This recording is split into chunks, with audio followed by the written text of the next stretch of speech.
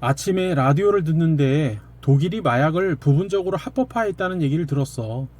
요지는 독일이 개인적으로 25g까지만 소유할 수 있는 법안을 통과시켰다는 거야.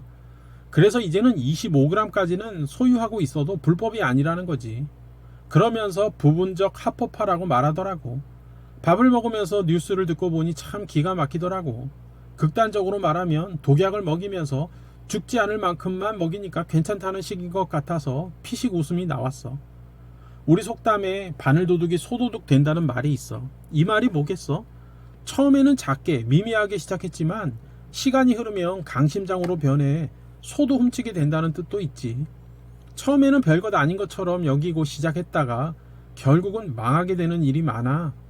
예전 놀이사마 어르신들이 고스톱 쳤잖아. 점당 10원 하다가 100원, 1000원 점점 늘어나다가 결국 소주에 약 타서 죽이는 일이 생기는 거야. 그리고 폐가 망신하는 경우도 생기지. 교육이 왜 중요하겠어? 악의 싹을 잘라버리는 거야. 잘못된 것을 고치는 거지. 그런데 지금 우리 모습은 어때? 무슨 왕의 DNA 얘기하면서 안 된다, 하지 마라 등 이런 부정적인 단어를 사용하지 말라고 진상 부모들이 요구하잖아. 그러면 이런 애가 어떻게 크겠어? 완전 개망나니로 자라는 거지. 그러니 감정 조절 못하고 데이트 폭력이나 하고 묻지마 흉기 난동이나 아니면 아무도 가질 수 없다며 나 아니면 가질 수 없다며 상대자는 물론 그 부모 형제까지도 죽이는 일을 하는 애들로 자랄 수 있을 거야. 그런 가능성이 커.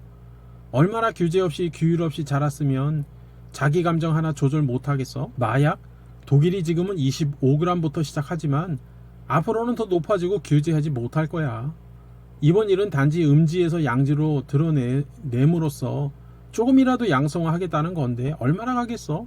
얼마 못 가. 마약은 어떻게 치료해? 마약은 외부와 완전히 단절시켜야 겨우 끊을 수 있어. 그런데 주머니 속에 25g씩 가지고 다니라고? 그럼 끊을 수 없지. 2007년 최준혁 박사가 독일의 마약 정책이라는 글을 썼어. 간단히 소개할게. 1960년대 말 불법적인 마약이 제조, 거래가 급격하게 증가했대. 그래서 전 세계적인 문제가 되었지. 나라들마다 공동으로 대응하려 애쓰는 와중에 이 선진국 독일은 다른 유럽 국가들과는 달리 중간적인 입장을 취했대네. 물론 억제에 관심도 있었다고 하더라고.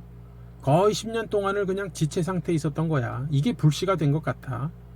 1980년대까지만 해도 독일의 마약 통계는 비교적 안정적이었대. 그런데 1990년대 통계를 보니까 미국 다음으로 독일이 마약으로 인한 범죄와 범죄 혐의자 또 유죄 판결을 받은 자가 세계 2위였어. 1990년대 이후 계속해서 마약 사건을 계속 늘어났지. 그러다 2004년을 정점으로 약간 줄어들었었대. 독일의 마약 문제가 커지니까 1970년 초에 여러 가지 정책들을 제안했는데 그 중에 대체 투여라는 게 있어. 이는 마약 중독자들에게 대체 약물을 투여해서 마약 문제를 해결하려는 시도였대. 이것을 메사돈 정책이라고 하는데 웃기는 거는 이 대체 투여의 문제는 대체 약물 자체가 마약에 대한 의존성을 유지하거나 강화시킨다는 점이야. 이는 결국 새로운 물질에 대한 새로운 시장을 형성할 기회를 마련해 준다는 거지.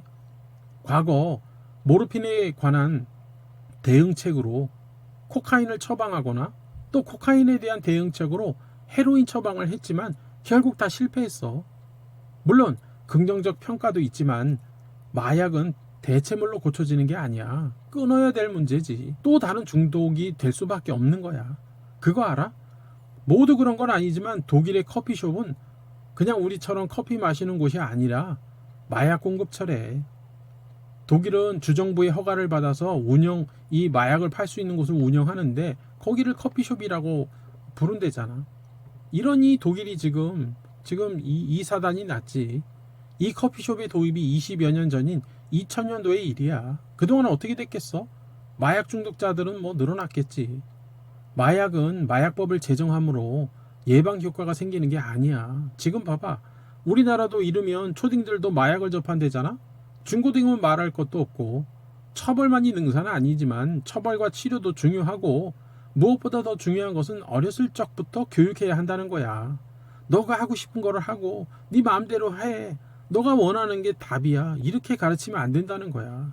기준이 있지. 지금 우리 학생들도 펜타닐 얻으려고 눈 뻘겋게 하고 돌아다니는 거 보면 참 미래가 암담해. 국민의식이 참 중요해. 마약을 권유하면 거부할 수 있는 인지 능력이 있어야 돼. 그 한 번만이 결국 중독자로 전락할 수 있고 인생 망치는 시초가 될 수 있으니까 조심해야 해. 우리도 머지 않았어. 아니 이미 늦은지도 모르지. 몇 달 전 어느 미친 것들이 집중력 강화한다며 학생들에게 마약물 배포한 적 있잖아. 아이들도 2, 3만 원이면 얼마든지 구할 수 있다고 하더라고. 자기들끼리 그런 정보가 공유되나 봐. 이미 깊이 침투한 이 마약에 대한 경각심을 가져야 해.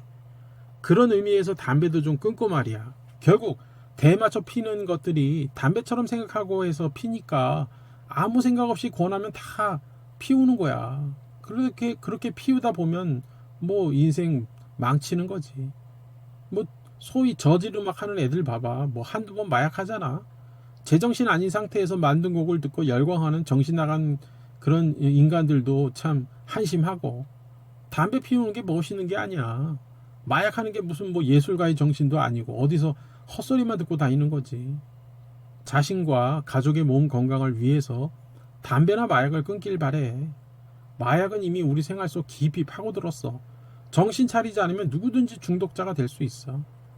더운데 건강 조심하고 다음에 또 보자.